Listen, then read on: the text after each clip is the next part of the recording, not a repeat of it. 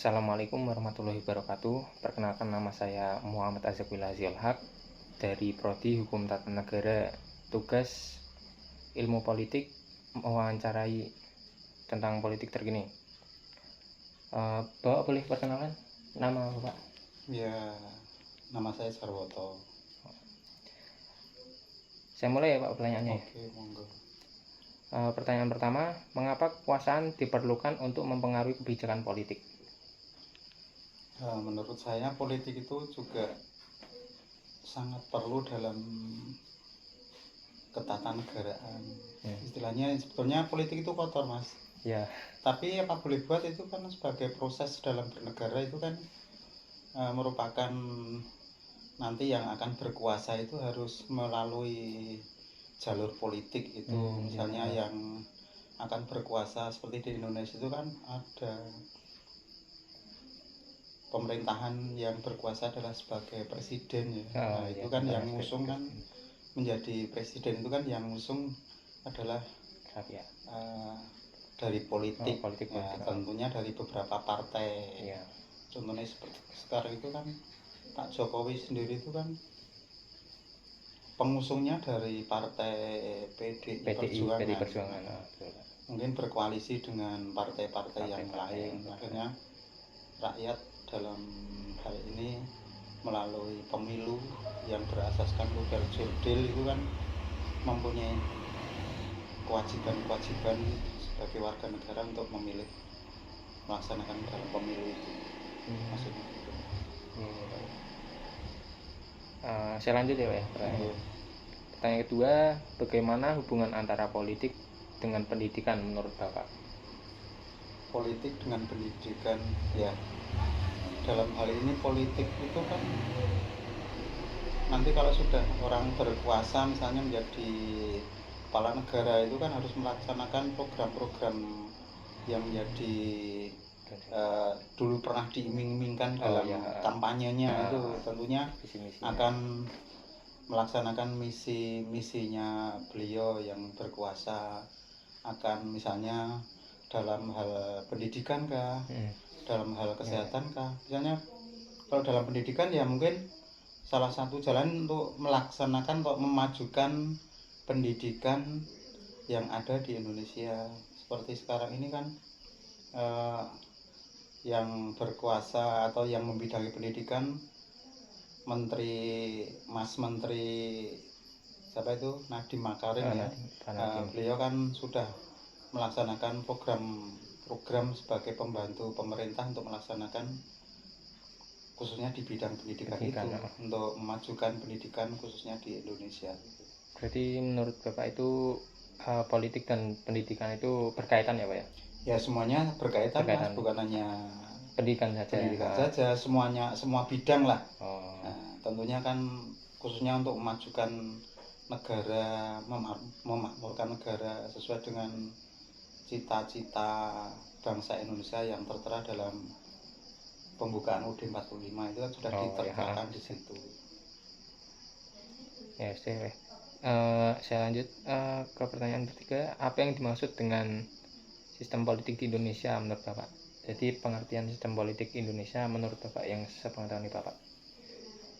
Politik itu istilahnya kan nanti untuk kita seperti Indonesia ya, itu ada istilahnya politik dalam negara itu sudah diatur di dalam, ada undang-undangnya. Jadi ya harus melaksanakan undang-undang itu sesuai dengan politik itu. Misalnya ada beberapa partai di Indonesia itu kan semuanya untuk mengusung para calon-calon mereka yang akan duduk di bangku pemerintahan. Misalnya ada DPR, MPR ya, DPR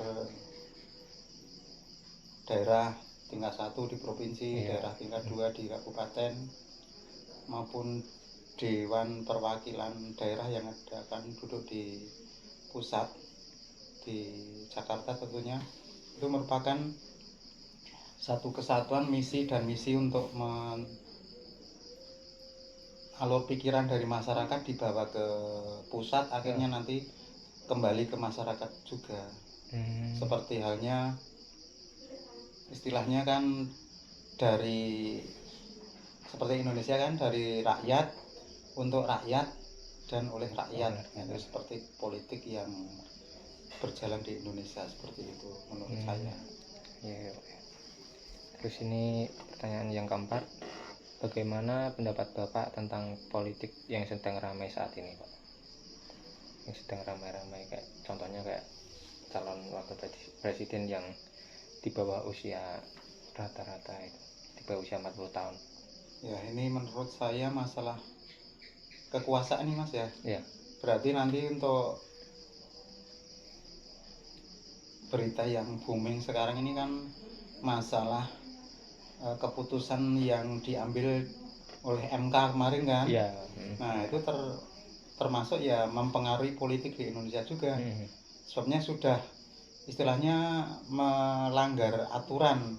Ya. Karena aturan yang dulu belum ada kok diadakan, karena mungkin ada kaitannya dengan keluarga tadi. Menurut saya itu juga enggak bagus. Tapi dengan adanya Pilpres ini ya mungkin banyak sekali media sosial ya sekarang untuk berkampanye, tapi sayangnya beliau-beliau yang di atas itu atau bahkan mereka sebagai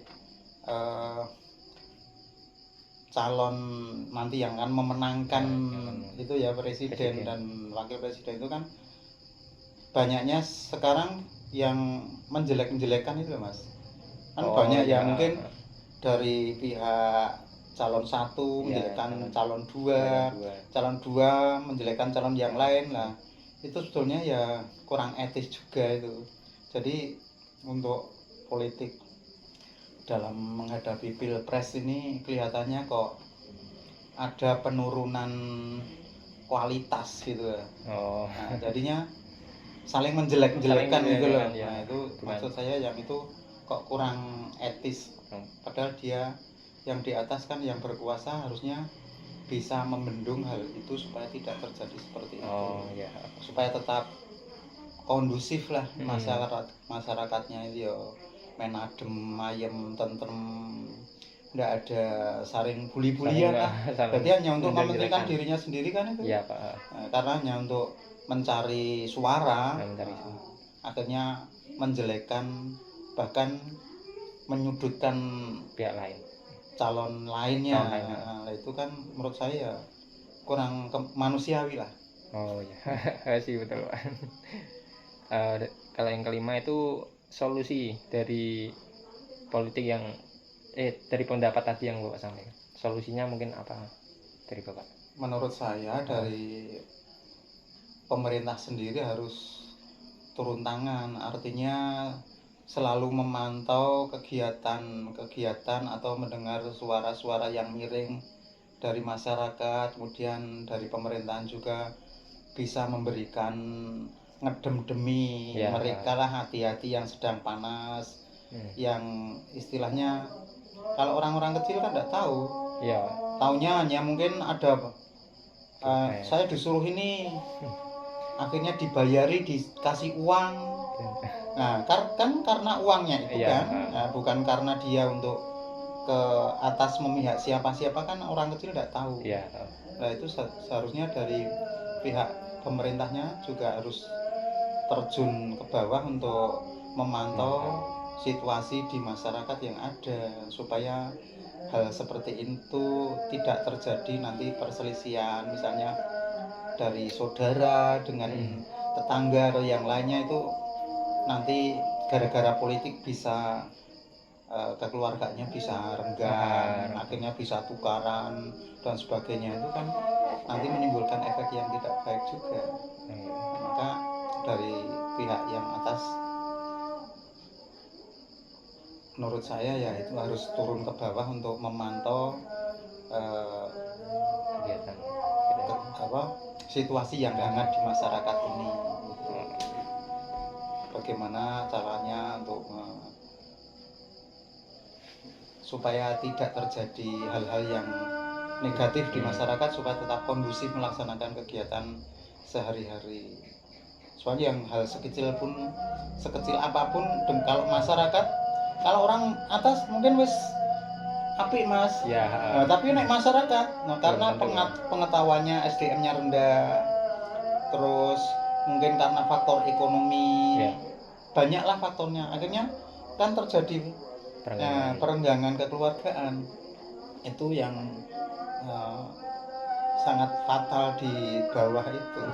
Padahal sing dhuwur ki wis antar biasa saja, tapi nang ngisor, nang masyarakat di kampung-kampung terutama yang SDM-nya rendah, bahayanya di situ. Tidak, mungkin itu saja Pak pertanyaan dari saya Pak. Sekian dari saya. Assalamualaikum warahmatullahi wabarakatuh.